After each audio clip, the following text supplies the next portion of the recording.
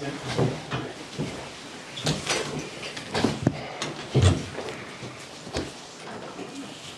ahead, guys.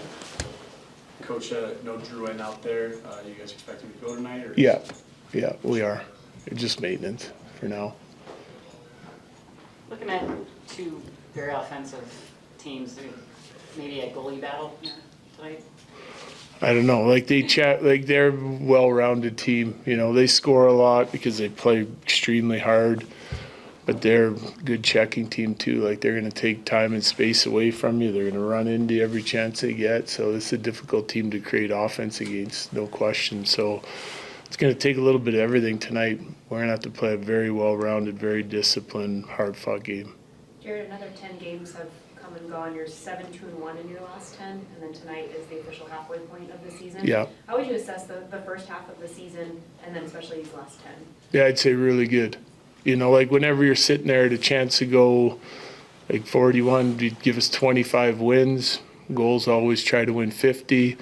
I think if you go segments, we're 5-5, 6-4, 6-4, 7-2-1. So I think we're figuring some things out all the while missing key components to our team, you know. So I would say, you know, start, probably some of that a little bit expected, but now looking back after 40, pretty good first half.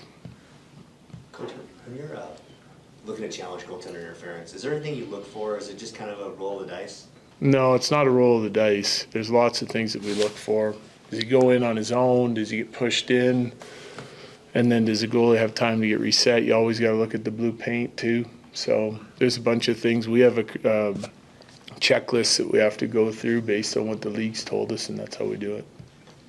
I mean, one game's a little hard to go off of too, but Feldhaber gets the call back up too. Yeah. What have you kind of seen from him since signing that contract? Yeah, well, he's been good there the whole year. Pretty steady player within the role on his team. A lot like, I guess you take forward version of Keaton Middleton, but he's been producing some offense down there. Plays against a lot of tough matchups. He's played well. He's played hard for them down there and done a nice job. You know, it's why he got the contract and the call up the first time. We've looked at some other guys since, but I think he's a good, you know, winger to call up for that fourth line role for us, you know, maybe provide a little bit of energy. He played a good game in Vancouver, even though it was limited minutes. He was in the right spots, doing the right things. He's a competitor. You're never afraid to go best on best, but is Barkov one of those guys that maybe changes that a little bit when you have the last change? Yeah, it just depends on how the game's going. I don't like the way we deploy our top guys. We may play best on best for a bit, and then, you know, icings, guys tired, we'll jump them out and move away from that matchup a little bit as well too. So it just depends on the success they're having and what the other lines are doing as well. At the beginning of the season, you said with all the injuries that your expectations for compete, effort, and all that hadn't changed, but you were assessing, you know, the results and things like that a little bit differently. How have you kind of shifted from beginning of the season where there were a bunch of injuries, you know, still having guys bang up now, but we are at the halfway point? How have your expectations shifted this year? Well, I don't know that they've shifted. I think it's like you're just trying to maximize what you can get out of the group you got, you know? And so at the start of the year, I don't think we were getting that. We probably had a little lower expectations being the start of the year, lots of new guys missing a lot of key pieces.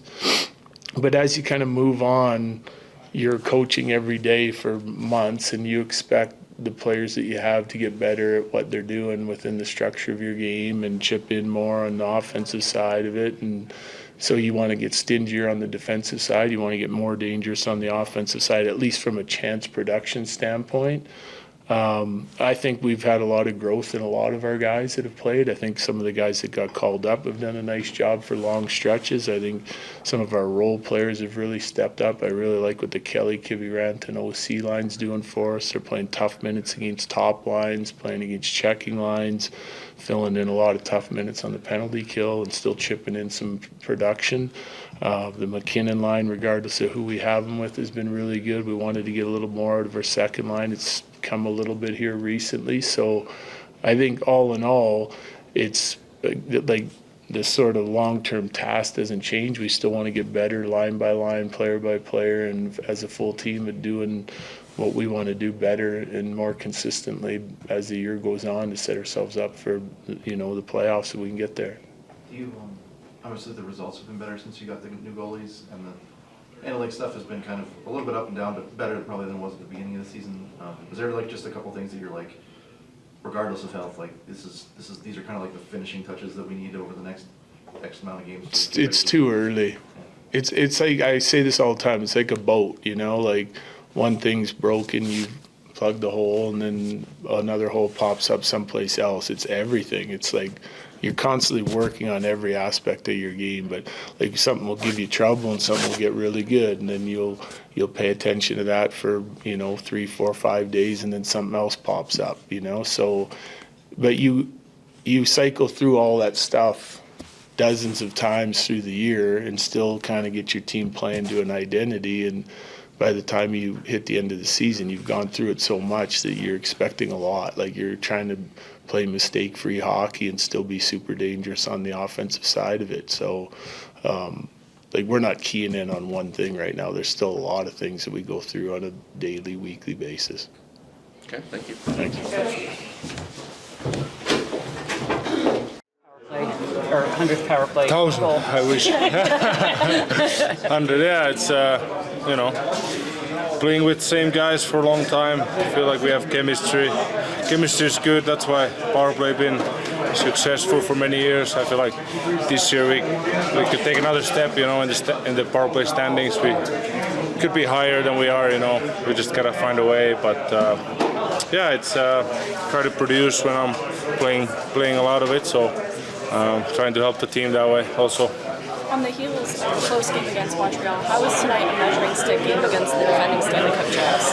Yeah, it's big game. You know, they're a really good team, obviously defending champs, and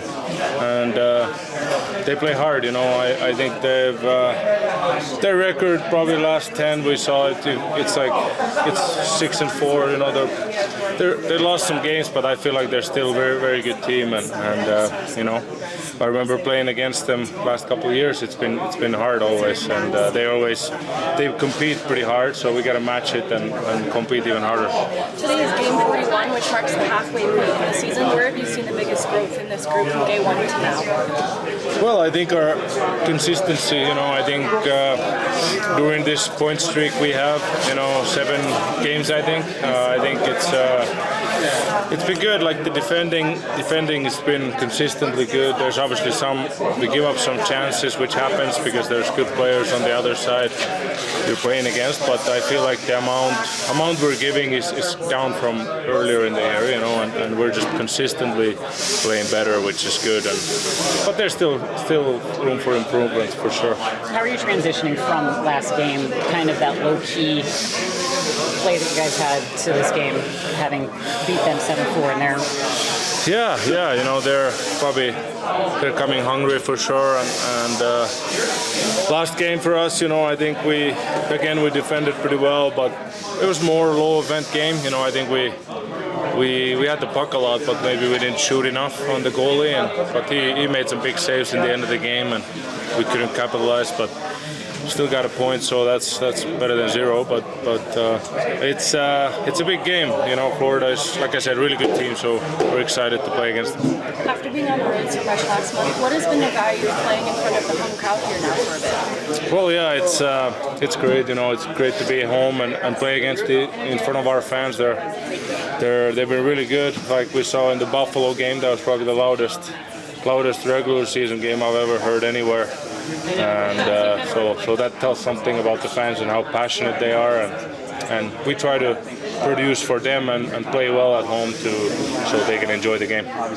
I'm sure as a leader in the locker room, you've been kind of a soundboard for some of the guys who have had to step up in lieu of injuries and things like that. What have you kind of seen, and what do you kind of have to say regarding their production and commitment to the team?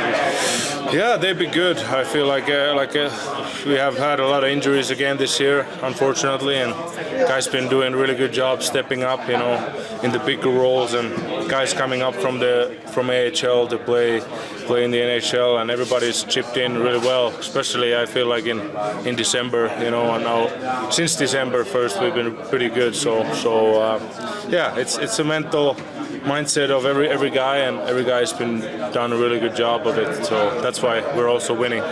With the high-powered offense of both of these teams, do you see this kind of maybe being a goalie battle? Well, hopefully our team can help Blackie in the net as much as we can. You know, he's a really good goalie, so he's kind of make some saves like he has done since he's been here. Make some big saves for sure. But hopefully we can defend, so it's not going to be a shootout. You know, that's not how we like to play. You know, we would rather play a little low-scoring game and win the game. So hopefully, but yeah, Blackie is playing really well, so hopefully he can help us again. Grinding all season. He's banged up a lot, which is unfortunate for him. And yeah, it was awesome. Obviously, connecting there and getting a huge goal was a lot of fun. Today marks the halfway point in the season, Game 41. Where have you seen the biggest growth in this group from Game 1 to this point? I don't know. I thought actually we played pretty good all season, and now we're just getting a lot of saves. He's so big in there, and every game it's ours for the taking with him in net. So I think that's the biggest difference. Thanks so much, Nate. Yeah, not bad. Stunned me a bit, yeah. Lost stitches? Not sure. I don't think so. Coming up against one of the top power play teams, how are you looking to kind of shut that down? Yeah, I think we've done a pretty good job lately. I think the Sabres game was a bit of an anomaly, but over the last month stretch, we've been pretty good and using our structure, using our feet, good sticks to break up plays, and then obviously Blackie's been there and led you when we've needed them. And coming off that game, kind of low-key, with this team, obviously you guys beat them 7-4 back in their barn, but what are you kind of looking to maybe change from last game to this game? I think we just didn't really have much energy, and offensively we were lacking a lot, so I think it's on us to use our speed more in the offensive zone, not pass up on chances like we did last game, and get more pucks and traffic to the net.